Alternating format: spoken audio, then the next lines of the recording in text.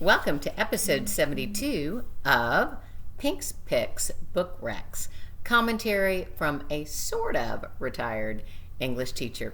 Today's novel, My Antonia, considered Willa Cather's masterpiece, is especially appropriate for this back-to-school time of year because since it was published in 1918, it has been read by legions of literature students in college and high school classrooms. The story begins when two old friends serendipitously reconnect.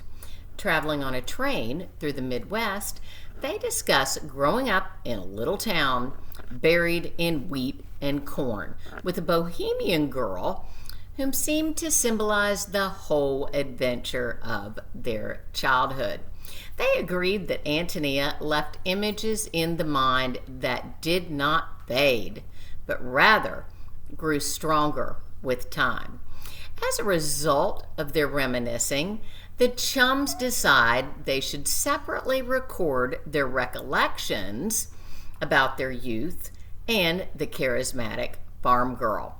When they are finished, they will meet again in Manhattan, where they both now live, to share their musings. One of the pals, however, took the task way more seriously than the other, arriving with a bulging legal portfolio containing a manuscript. Jim Burden's narrative starts 30 years earlier when he was 10 years old. He'd lost both his mother and father within a year, and his Virginia relatives had sent him to his grandparents who lived in Nebraska. Intertwined with Jim's coming-of-age story is that of Antonia's and of the tight-knit community of Black Hawk. I am one of the few English teachers, I am sure, who had never read My Antonia. I can't honestly say that I would have now if it hadn't been a book club selection. I was, however, pleasantly surprised when not only I loved it, but it was so well received by every member of the club.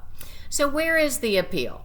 For one, Cather's brilliant color imagery, especially describing the landscape, reminds me of an abbreviated Steinbeck.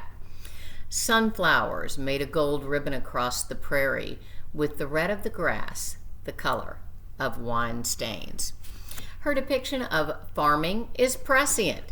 Jim recalls, it took a clear, meditative eye, like my grandfather's, to foresee that these fields would enlarge and multiply and become the world's cornfields. Their yield would be one of the great economic facts. To this day, the U.S. is still the world's largest producer of corn, and much of that continues to be harvested in Nebraska.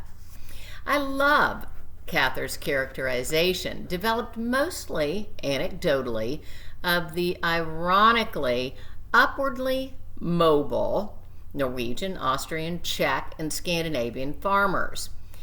Physical exercise was thought rather inelegant for the well-to-do town families, so the immigrants' daughters, who were strong, went into service.